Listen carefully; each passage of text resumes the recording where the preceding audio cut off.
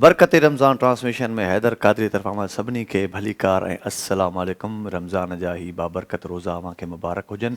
रमज़ान जो ही महीनो अव्हां खे मुबारक हुजे ऐं दुआ था कयूं त अव्हां पंहिंजे ॿारनि, पंहिंजी फैमिली, पंहिंजे पाड़े वारनि, रिश्तेदारनि सां गॾु ईअं ई शादो ऐं आबाद हुजो ऐं ही रमज़ान जा भलारा रोज़ा अव्हां खे मुबारक हुजनि।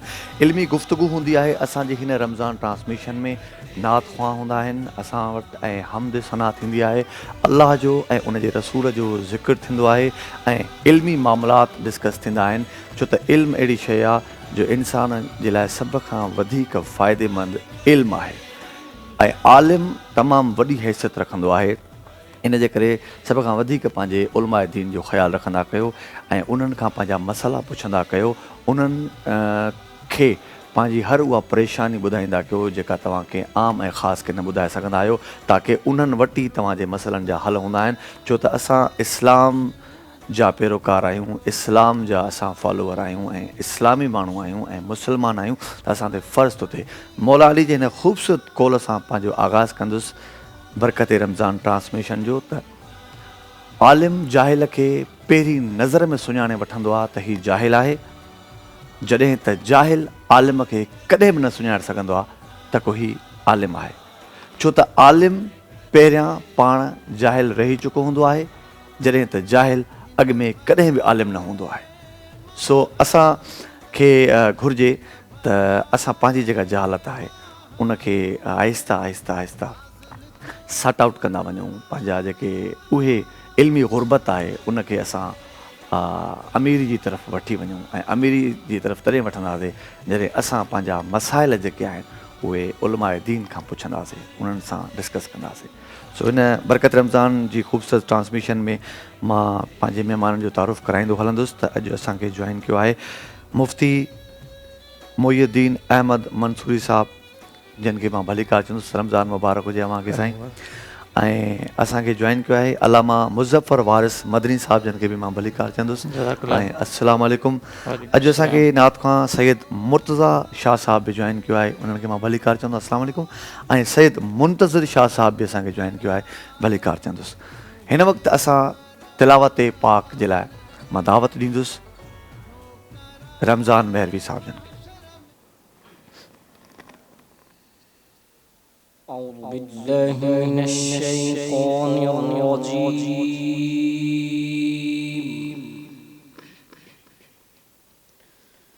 بسم الله الرحمن الرحيم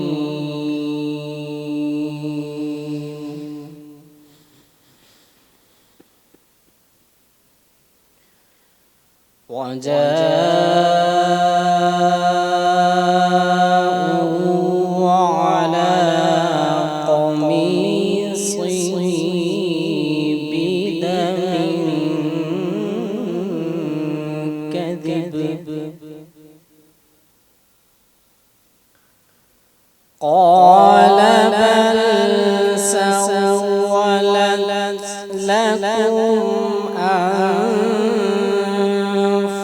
أنفسكم أمرا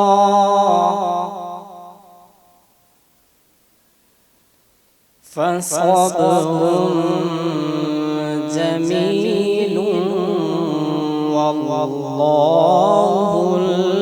المستعان على ما تصفون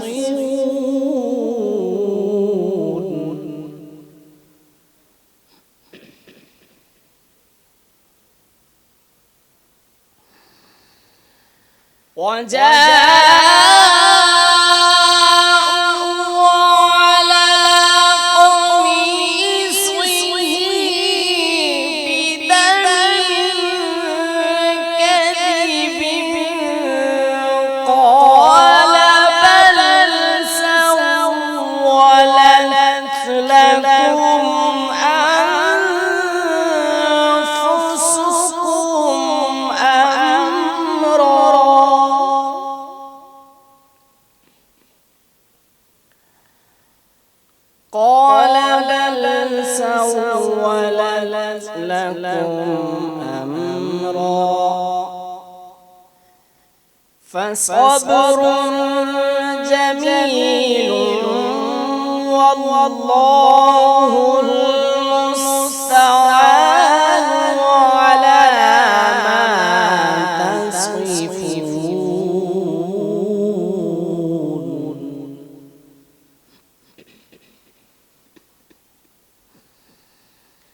وجاءت سيارة فأرسلوا واردهم فأدلى دلوه قال يا بشرى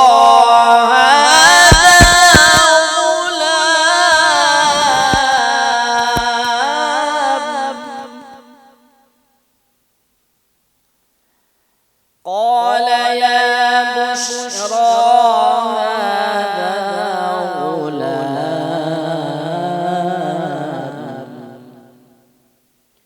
وأسروه بضاعة والله عليم بما يعملون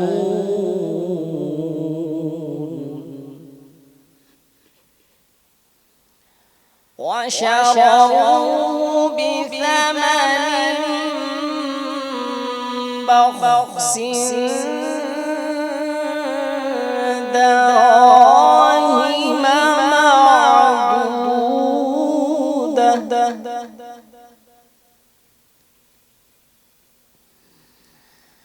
وشروه بثمن بخس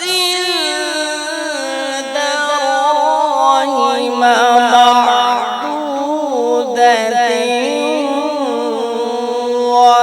وكانوا فيه من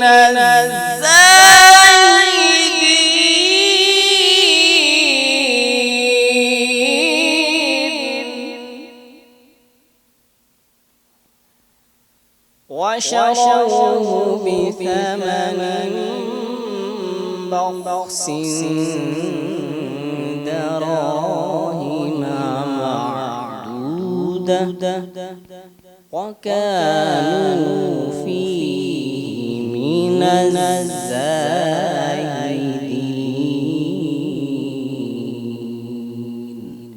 صدق الله العظيم सुभान अल्लाह, माशाल्लाह ऐं जज़ाकल्ला। आवाज़ हिकु कुदरत जी ॾात आहे ऐं अलाह ताला जंहिंखे इहा ॾात ॾे ऐं उन ॾात खे जेकॾहिं कोई सही जाइ ते इस्तेमालु करे त पोइ कमाल थींदो आहे। हिन वक़्तु हमदे बारी ताला जे लाइ मां दावत ॾींदुसि सैयद मुंतज़िर शाह साहब। अल्लाहु अल्लाहु बंदे हरदम अल्लाहु अल्लाहु अल्लाहु बंदे हरदम अल्लाहु अल्लाहु अल्लाहु बंदे हरदम अल्लाहु अल्लाहु बाकी मिन कुल्ली फानी अल्लाहु बाकी मिन कुल्ली फानी। ना कुछ तेरा ना कुछ मेरा ए गाफिल इंसान ए गाफिल इंसान सब कुछ जान बूझ के बनता है क्यों तू अनजान है क्यों तू अनजान। दारा और सिकंदर जैसे शहनशाह शान शहनशाह शान लाखों मन मट्टी में सो गए बड़े बड़े सुल्तान बड़े बड़े सुल्तान। तेरी क्या औकात है बंदे तेरी क्या औकात है बंदे कुछ भी नहीं है तू। अल्लाहु अल्लाहु बंदे हर धन अल्लाहु अल्लाहु अल्लाहु बंदे हर धन अल्लाहु अल्लाह बाकी मिन कुल्ली फानी, अल्लाह बाकी मिन कुल्ली फानी।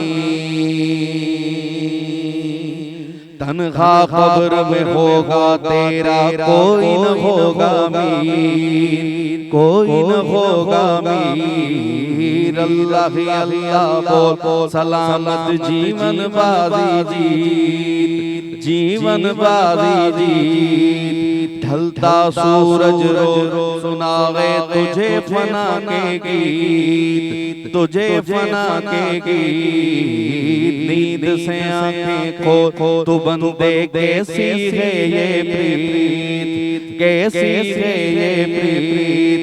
अल्लाह तेरा जाग रहा है, अल्लाह तेरा जाग रहा है और सोता है तू। अल्लाह अल्लाह बंदे हर दम अल्लाह, अल्लाह अल्लाह बंदे हर दम अल्लाह, अल्लाह अल्लाह बंदे हर दम अल्लाह।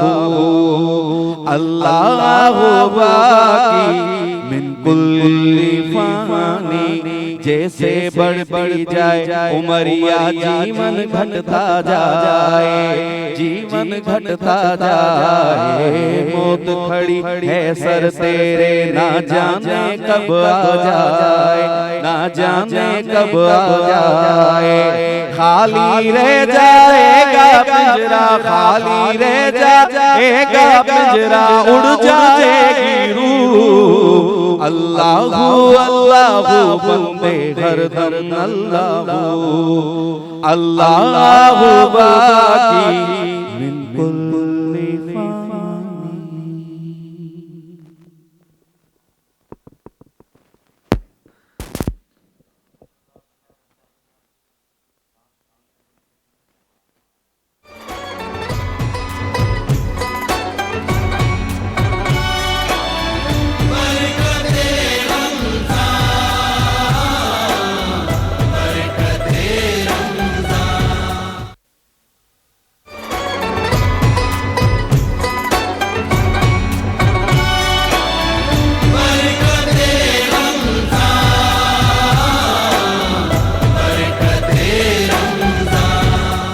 बरकत रमज़ान ट्रांसमिशन में भलीकार ऐं हिन ख़ूबसूरत ट्रांसमिशन लाइ असां सां तावन कयो आहे Igloo ice cream, Nelson paints, Galaxy motorcycle, Quice foods, Snow White, फॉर्मी सोप, मिलन फूड, पांडा इंडस्ट्रीज़, मलका फूड्स, नूर मेमन हालाई, डालडा, नसीम मसाले, एनेक्स फूड बस्ती, मुगलिया निमको, मुगल राइस वानी तावन सां ही बरकत रमज़ान ट्रांसमिशन असां पेश कयूं पिया। हिन वक़्तु हलंदासीं सवालनि जवाबनि वारे सिलसिले तरफ़, जंहिंमें असां काफ़ी फ़ैज़याब थींदा आहियूं ऐं काफ़ी कुझु असांखे मिलंदो आहे। सो काॾे बि न वञो, असांजे हिन ज़रूरु सेगमेंट खे गौर सां ऐं सम्झ सां ई तव्हां ॿुधी ऐं ॾिसी सघो था। ऐं जेकॾहिं तव्हां चाहियो त तव्हां असांजे नंबर ते कॉल करे तव्हां बि सुवाल पुछी सघो था। सो हिन वक़्तु मां सभ खां पहिरियां अल्लामा मुज़फ़र वारिस मदरी साहिब जन खां हिकिड़ो सुवालु पुछणु चाहींदुसि। साईं, रोज़े में इबादत कंदा आहियूं, तमामु सवाबु मिलंदो आहे। आम नमाज़ जेका पढ़ंदा आहियूं पर रोज़े जे ॾींहंनि में नमाज़ पढ़ंदा आहियूं त उनजी वॾी फज़ीलत हूंदी आहे। ईअं ई रमज़ान में हर कम जी जेको बि असां सुठो कमु कंदा आहियूं उनजी हिकिड़ी वॾी फज़ीलत हूंदी आहे ऐं ॾहूं खां बि मथे माना असांखे उनजो सवाबु मिलंदो आहे।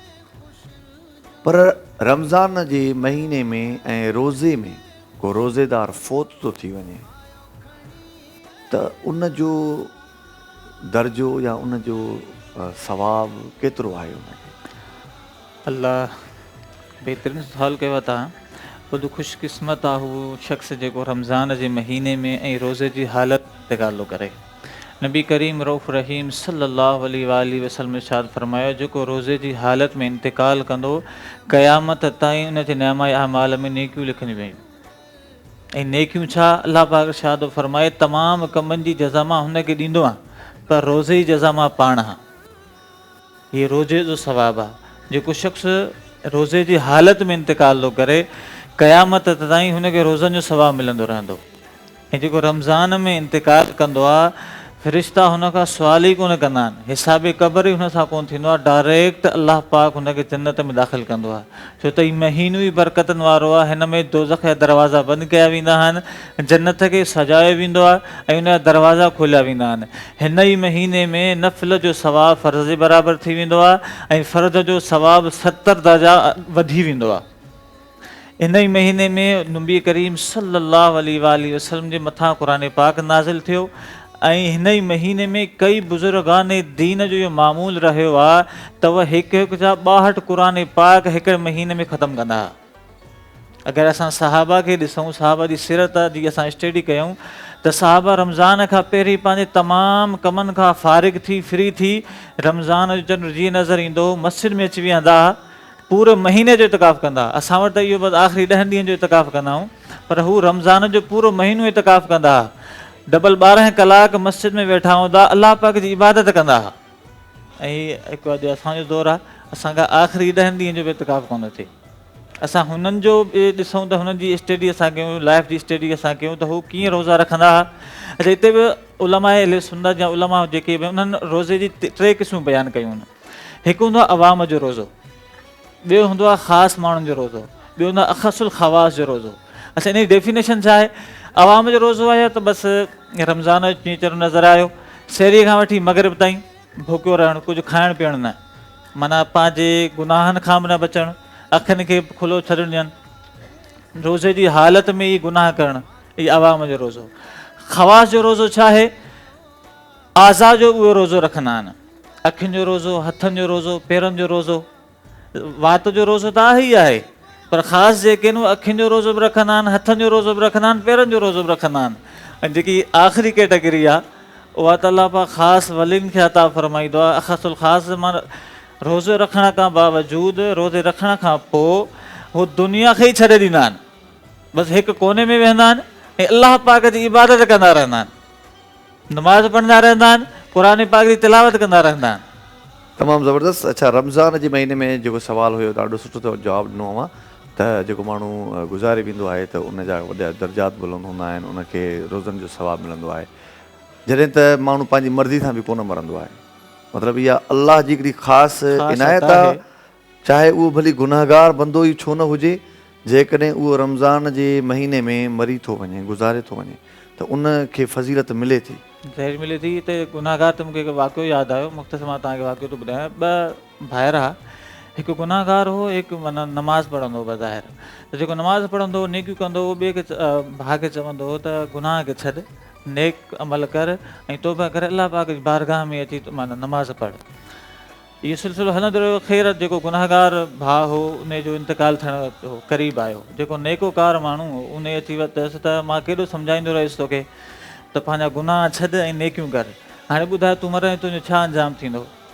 गुनाहगार भाउ हिकिड़ो बहितरीनु जवाबु ॾिनो अथसि, चई मूंखे ॿुधाए मां मरां ऐं मुंहिंजो फ़ैसिलो मुंहिंजी माउ जे हथ में ॾिनो वञे त मुंहिंजी माउ मूंखे जन्नत में मोकिलींदी या दोज़ख में मोकिलींदी? त हुन भाउ चयो यकीनन उहा जन्नत में मोकिलींदी। चई मुंहिंजो रब मुंहिंजी 70 माण्हुनि खां ज़्यादा मूंसां प्यार थो करे। सुभान अल्लाह। इन जुमिले हुन गुनाहगार भाउ जी मग़फ़िरत कराए छॾी ऐं जन्नत में दाख़िल थी वियो। माना इन जुमिले में हुनजो अलाह सां कुझु जेको बैकग्राउंड हो हा। सॼो चेंज थी वियो। त अलाह पाक जी रहमत त हूअं ई जेकी आहे गज़ब ते हावी आहे। अलाह पाक जी रहमत बहानू ॻोल्हींदी आहे, नेकियूं न आहे ॻोल्हींदी, बहानू ॻोल्हींदा, मुंहिंजो बंदो को नेक अमल करे मां हुनखे बख़्शे छॾियां। माशाअल्लाह, तमामु ज़बरदस्त। ऐं हिन वक़्तु मां मंसूरी साहिब जन खां पुछणु चाहींदुसि,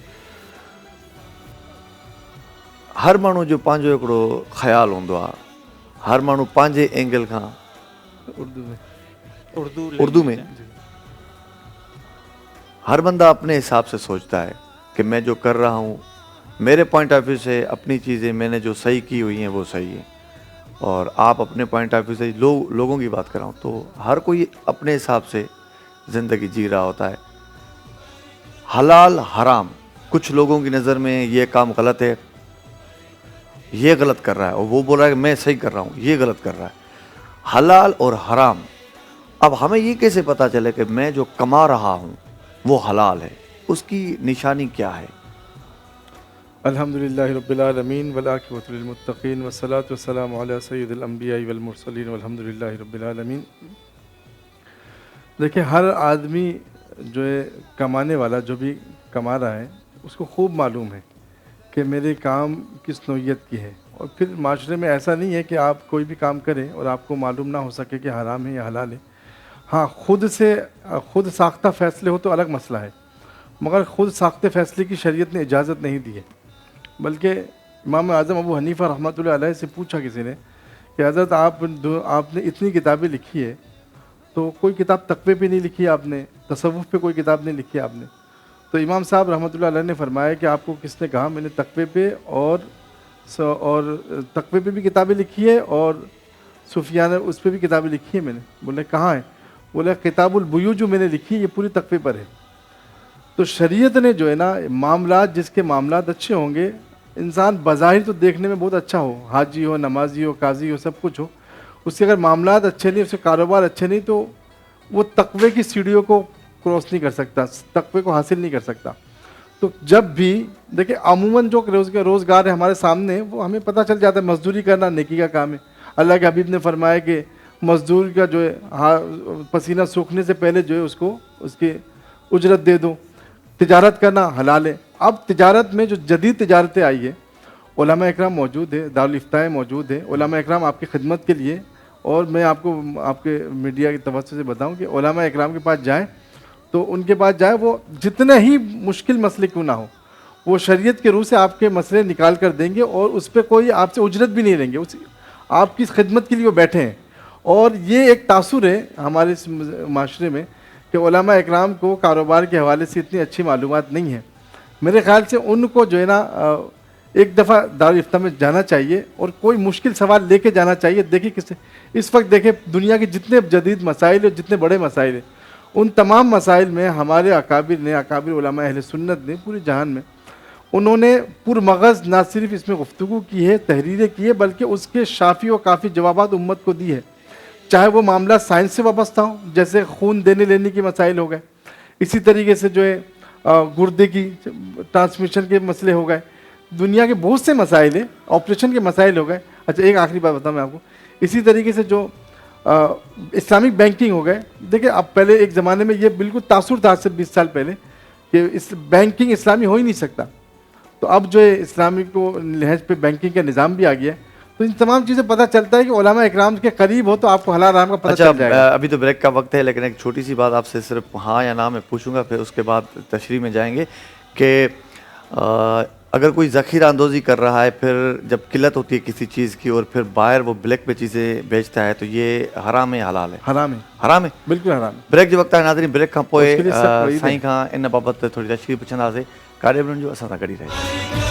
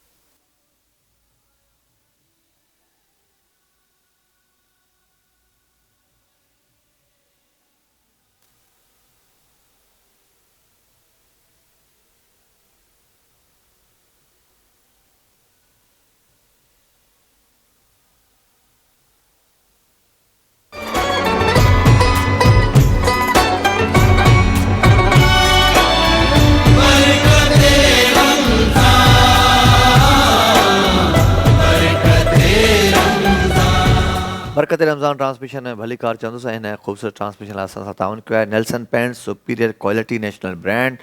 नेल्सन पेंट्स यही तो रंग है ज़िंदगी का। नेल्सन पेंट्स है मयारी, कर लो जीत की तैयारी।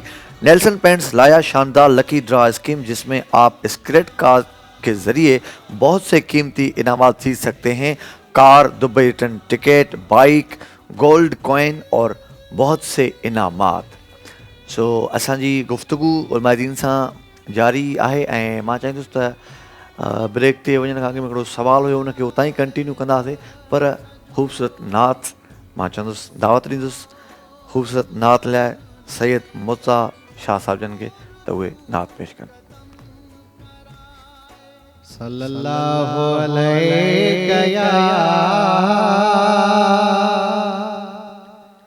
या रसूल अल्लाह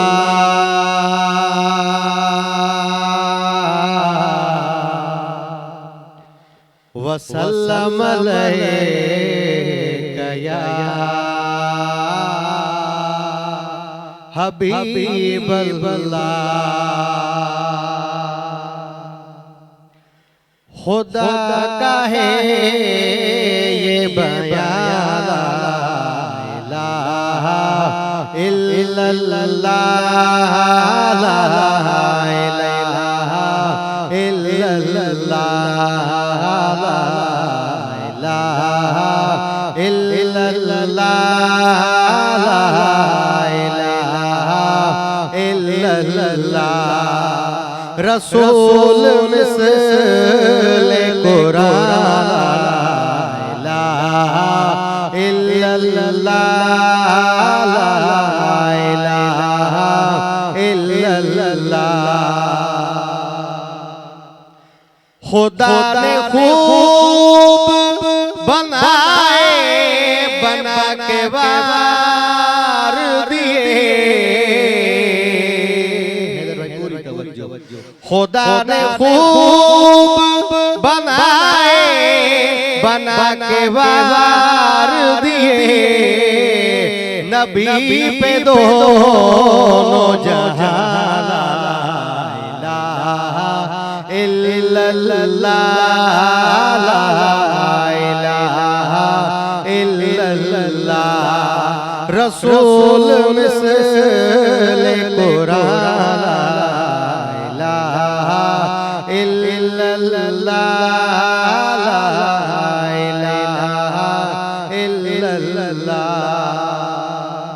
खुदा के खास पैगंबर ज़माने भर के वसी। खुदा के खास पैगंबर ज़माने भर के वसी है आयतों में आया ला इलाहा इल्लल्लाह ला इलाहा इल्लल्लाह के मेरे रसूल के दर से सखावतों का बहर मेरे रसूल के दर से सखावतों का बहर अभी तलक है रवाना इल्लल्लाह ला इलाहा इल्लल्लाह। सखावतों का समंदर हुजूर आप कदर। सखावतों का समंदर हुजूर आप कदर है। रहमतों का मकान ला इलाहा इल्लल्लाह ला इलाहा इल्लल्लाह रसूल मिसले कुरान ला इलाहा इल्लल्लाह ला इलाहा इल्लल्लाह। दहर में आपके मुर्तज़ा दोनों दहर में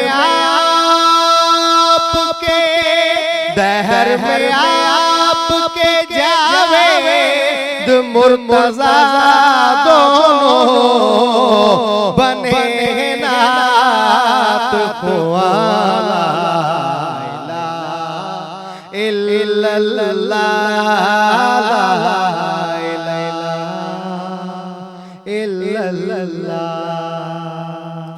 माशाल्लाह जज़ाकल्लाह तमाम ख़ूबसूरत बेहतरीन आवाज़ सां गॾु ख़ूबसूरत नात। ऐं हिन वक़्तु मां हलंदो सुवाल जवाब सिलसिले तरफ़। मूं सुवाल पुछियो हुयो त हराम हलाल जे हवाले सां असांखे कीअं ख़बर पए त मां जेको कमायां थो उहो हलाल आहे या हराम आहे। छो त घणा माण्हू अहिड़ा आहिनि जेके पंहिंजो रिज़्क़ कमाईंदा त हराम वारे तरीक़े सां ई आहिनि, पर शरीयत मुताबिक़ उन्हनि खे ख़बर न हूंदी आहे त उहो हराम बि हूंदो आहे। उहे पंहिंजे हिकिड़े नज़रिए मुताबिक़ उनखे हलाल करार ॾिनो वेठा हूंदा आहिनि। जीअं त ज़ख़ीरा अंदोज़नि जे हवाले सां मां मंसूर साहिब जिन खां सवाल पुछियुमि त उन्हनि चयो त ज़ख़ीरो करे ऐं मार्केट में शइ खे ज़ोरी शॉर्टेज करे ऐं बाद में उनखे ब्लैक में खपाइजे त इहो हराम आहे। त इस हवाले से जो हमारी बात हुई, ज़्यादातर लोग जो मेरा सवाल था वो यही था कि लोगों ने इस चीज़ को हलाल करार दिया हुआ है।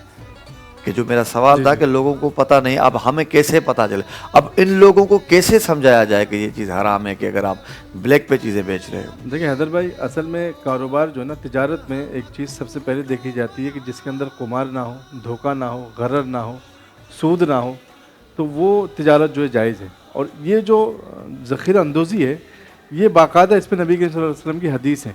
ये धोखा है। हाँ, ये धोखे के ज़मरे में। धोखे। और आप जो ये तिजारत इस नियत से ज़ख़ीरा अंदोज़ी करें कि मैं इसको ज़ख़ीरा अंदोज़ी कर लूँ, उसके बाद जो उसको जब मार्केट में शॉर्ट हो जाए फिर मैं उसको बढ़ाकर दुगनी कीमत में बेचूँ, उसको नुकसान होगा, उससे आवाम को नुकसान होगा। और इस्लाम ने कभी इसकी इजाज़त नहीं दी है। देखिए एक बात, ताजिर जो है ना, ताजिर अगर 100% अल्लाह के रज़ा के लिए तिजारत करे तो उन ताजिरों के हवाले से नबी करीम सल्लल्लाहु अलैहि वसल्लम ने फरमाया कि ये ताजिर रोज़ महशर में शुहदा और सिद्दीकीन के साथ जमा होंगे। नबी करीम सल्लल्लाहु अलैहि वसल्लम के ज़माने में एक वाक़या ऐसा हुआ कि एक मरतबा मदीने में कहत साली हो गई और बिल्कुल मतलब आटे की शदीद किल्लत थी। तो कहीं से ख़बर पहुंची ताजिरों को कि बहुत बड़ा एक कुमक जो है ऊँटों पे 300-400 ऊँटों पे 500 ऊँटों पे गंदम आई है और उसके मालिक जो हज़रत उस्मान बिन अफ़्फ़ान रज़ी अल्लाह तआला अन्हु है। तो तमाम ताजिर गए, उन्होंने जाके कहा कि हम आपको दुगनी कीमत पे देंगे, दुगनी कीमत पे देंगे। उन्होंने कहा मैंने तो बेच दिए। तो उन्होंने कहा किसको बेचा है? बोला मैंने अल्लाह के रास्ते में जन्नत की एवज़ में उसको जो है बेच दिए। तो ताजिर के ये जज्बा होना चाहिए कि वो तिजारत करे तो उसको अंदर ये जज्बा हो कि मेरा तिजारत मेरे मुसलमान भाइयों की आसानी के ज़रिया हो, मेरी तिजारत से मुसलमानों को तकलीफ़ ना हो। माल, देखिए माल में बरकत होगी ना, कम हो, देखिए बरकत होगी तो कम पे भी आपका गुजारा हो जाएगा। बरकत नहीं होगी, आप अरबों भी होगा, सुकून भी नहीं होगी, राहत भी नहीं होगा, आपका माल जो है ना, माल दुनिया पे रह जाएगा और आप जो है ना दुनिया को छोड़कर चले जाएंगे। अच्छा जनाब, बरकत पे थोड़ी सी रोशनी डालिएगा कि जो बरकत लफ्ज़ हम सुनते हैं कि यार माल में बरकत हो गई, इस काम के में बरकत नहीं है, तो ये थोड़ा सा ऐसे समझाएं बरकत, ताकि हमें क्लियर समझ। देखिए बरकत जो है ना, बरकत बेसिकली बरकत जो है ना एक सुकून, एक बरकत जो एक सुकून का नाम है। बाज़ लोगों के पास देखेंगे कि दस्तरखान भरा हुआ है मगर उनकी खाने की तलब भी ख़त्म नहीं होती और उनकी चाहत भी ख़त्म नहीं होती। मगर बाज़ लोग देखें बहुत मुख्तसर सा दस्तरखान होगा पर उनका दिल भी भरा हुआ होगा और उन्हें जो इस पर सुकून है कि अल्लाह ने जो दिए शुक्र। बरकत बेसिकली हकीकत ये है कि शुक्र की तौफीक को बरकत कहते हैं। जिसके अंदर शुक्र की तौफीक ना हो, पूरी कायनात भी उसको खिला दिया जाए तो उसका जो है वो मतलब उसका दिल नहीं भर सकता। अलामा साहब भी बरकत के हवाले सां मां चाहियां थो कुझु। माशाल्लाह बेहतरीन बरकत के हवाले सां आका अलैहि सलाम जी कई हदीस मुबारक आयूं आहिनि। पहिरीं ॻाल्हि त हुज़ूर सल्लल्लाहु अलैहि वसल्लम इरशाद फरमायो, जेतिरो अल्लाह पाक तव्हांखे ॾिए तव्हां उन में राज़ी रहो। ऐं ल इन शकरतुम ल अज़ीदन्नकुम, इहा बि बरकत आहे। अल्लाह पाक फरमायो तव्हां मुंहिंजो शुक्र अदा कयो मां तव्हांखे घणो ॾींदुसि। बरकत इहा बि आहे त इंसान जी कम सैलरी आहे, घटि सैलरी आहे, उन में सभु कुझु पूरो थो थी वञे, छो अल्लाह पाक जो शुक्र थो अदा करे। इहा बि बरकत आहे। ऐं बेबरकत बरकत वाधारी शइ, वाधारी शइ माना घणी शइ आहे, घणी त तव्हांजी मसलन सैलरी माना घटि आहे पर उन में तव्हांजी हर शइ पूरी थी वञे, कंप्लीट थी वञे, घर जा तमामु अख़रजात उन में कंप्लीट था थी वञनि, इहा बरकत आहे। अच्छा, इन बरकत जे पीछे पंहिंजा बेग ॾिसूं छा आहे, या त अलाह पाक जो शुक्र अदा कंदो हूंदो, या उहो नेक माण्हू आहे, तो कंहिंजी दिलि आज़ारी कोन थो करे, ऐं हक़ हलाल जी रोज़ी, बरकत आहे ई हक़ हलाल जी रोज़ीअ में। ऐं अलाह पाक फरमाए थो तव्हां मुंहिंजी राह में ख़र्च कयो, मां तव्हांखे दुगनो ॾींदुसि। हिकु नेकीअ जो सवाबु 10 नेकियुनि जे बराबरि आहे, रमज़ान में वधी वेंदो आहे, त असां अलाह पाक जी राह में ॾींदासीं त उन में अञा वधी मिलंदो। अच्छा, हिन में इहो आहे त जेके ग़रीब माण्हू आहिनि उहे सोचींदा आहिनि त यार असां कीअं ख़र्च कयूं, ऐं जेके तव्हां ॾिठा हूंदा अमीर जेके आहिनि अमीर खां अमीर तर थींदा था वञनि, छो त उहे अलाह पाक जी राह में ख़र्च कंदा आहिनि, अलाह पाक उन्हनि खे ॾिनो आहे, उहे अलाह पाक जी राह में ख़र्च कंदा आहिनि। ग़रीब छा सम्झंदा आहिनि, यार असां ते ख़र्च कयो वञे, हालांकि ईअं न आहे। हुज़ूर फरमायो तव्हां सदको कयो, अगरचे हिकु ख़ारिक हुजे, जंहिंखे कतल चयो वेंदो आहे, खजूर चयो वेंदो आहे, अगरचे उन जे बराबरि हुजे, पर तव्हां सदको कयो। ग़रीब बि जेतिरो थी सघेनि उहो अलाह पाक जी राह में विझनि, इंशाअल्लाह उन्हनि खे बरकत मिलंदी। माशाल्लाह माशाल्लाह। मंसूर साहब का हिकिड़ो सवाल पुछंदुसि त हम आते अपनी मर्जी से नहीं और हम जाते भी अपनी मर्जी से नहीं, अल्लाह की मर्जी से हम आते हैं, अल्लाह की मर्जी से हम जाते हैं, तो ये जो बीच का टाइम है ये हम अपनी मर्जी से गुजार सकते हैं? देखिए, ये जो ना एक आजकल एक नारा है कि अपनी मर्जी, हम अपनी मर्जी से ज़िंदगी गुजारेंगे।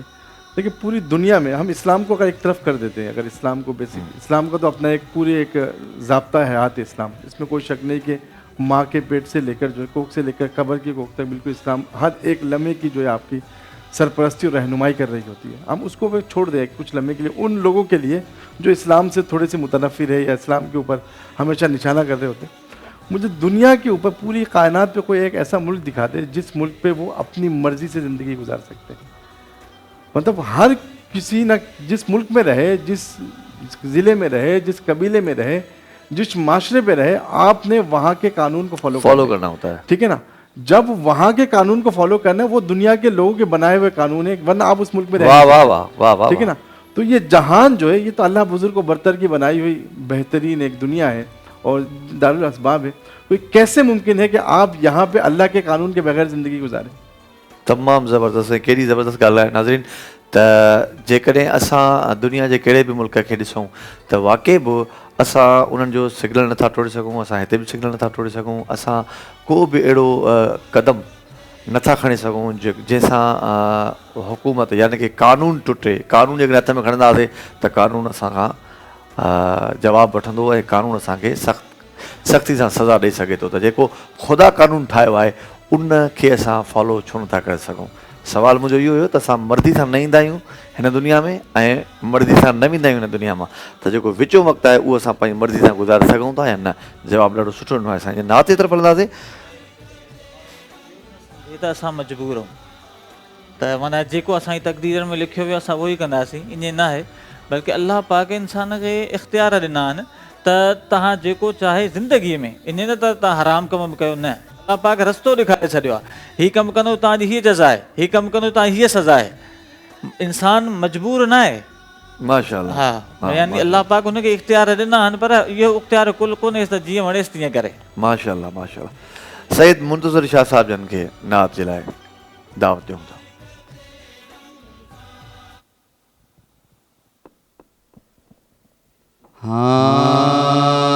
रहमत जो मरकज़ आशहर मदीनो, रहमत जो मरकज़ आशहर मदीनो, रहमत जो मरकज़ आशहर मदीनो। खुदा जाने पंजतन, खुदा जाने पंजतन जो आहे घर मदीनो, रहमत जो मरकज़ आशहर मदीनो, रहमत जो मरकज़ आशहर मदीनो। काबो किबलो नजफ करबला आई, काबो किबलो नजफ करबला आई, ज़ियारत लबे जियारत लाए बेहतर था बेहतर मदीनो रहमत जो मरकज शहर मदीनो रहमत जो मरकज शहर मदीनो अर्शी फरशी अंबिया फरिश्ता अर्शी फरशी अंबिया फरिश्ता दिसी खुश थी था दिसी खुश थी था ही अक्सर मदीनो रहमत जो मरकज शहर मदीनो रहमत जो मरकज शहर मदीनो समुद्र दरिया के मिले थी रवानी समुद्र दरिया के मिले थी रवानी असुल ज़म नसुल